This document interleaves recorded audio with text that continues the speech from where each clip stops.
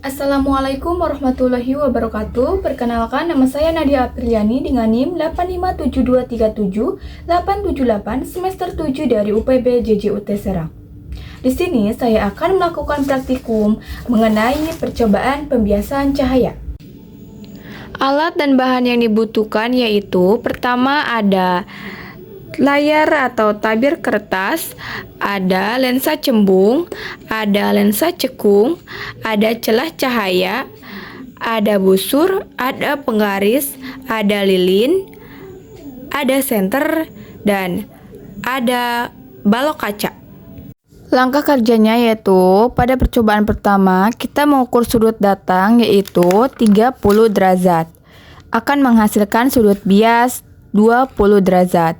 Dengan keterangan sinar sedikit membelok ke arah normal di mana terjadi pembelokan kecil dan terjadilah sebuah pembiasan. Ketika cahaya datang ke udara ke kaca, maka cahaya akan dibiaskan mendekati garis normal. Dan pada percobaan kedua, saya akan mengubah pengukuran sudut datang yaitu 45 derajat.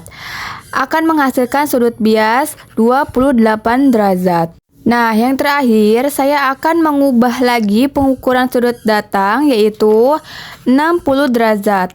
Akan menghasilkan sudut bias 35 derajat.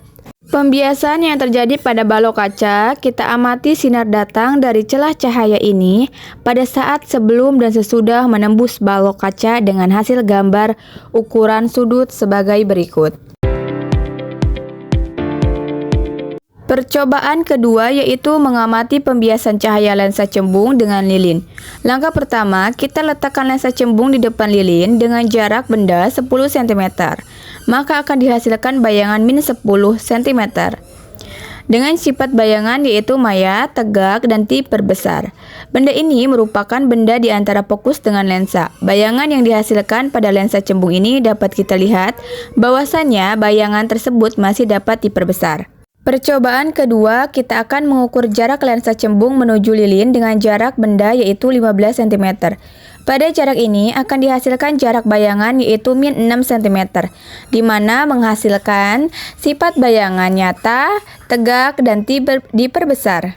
Selanjutnya, saya akan mengukur jarak lensa ke lilin yaitu dengan jarak 10 cm dan akan menghasilkan jarak bayangan min 5 cm dengan sifat bayangan yaitu nyata, tegak, dan sama besar. Selanjutnya, saya akan mengubah lagi jarak lensa dengan lilin dengan jarak 5 cm. Maka akan dihasilkan jarak bayangan min 3,5 cm dengan sifat bayangan yaitu nyata, tegak, dan diperkecil.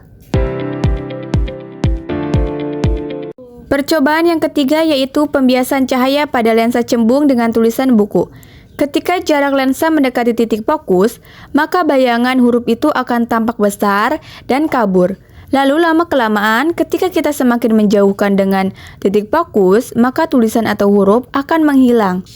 Dan sifat bayangan pada lensa ini yang terbentuk adalah bayangan maya, terbalik, lebih besar, dan kabur. Saat mendekati titik fokus, huruf akan tampak lebih besar ketika jarak lensa dengan buku tidak terlalu jauh. Percobaan keempat, mengamati pembiasan cahaya pada cermin cekung. Percobaan pertama, kita akan mengukur jarak cermin cekung menuju lilin dengan jarak benda yaitu 13 cm. Pada jarak ini akan dihasilkan jarak bayangan yaitu 43,3 cm, di mana menghasilkan sifat bayangan nyata, terbalik, dan diperkecil. Selanjutnya, saya akan mengukur jarak cermin cekung ke lilin yaitu dengan jarak 11 cm. Dan akan menghasilkan jarak bayangan yaitu 110 cm dengan sifat bayangan yaitu nyata, terbalik, dan sama besar. Selanjutnya, saya akan mengubah lagi jarak cermin cekung dengan lilin dengan jarak 15 cm. Maka akan dihasilkan jarak bayangan yaitu 30 cm dengan sifat bayangan yaitu nyata, terbalik, dan diperkecil.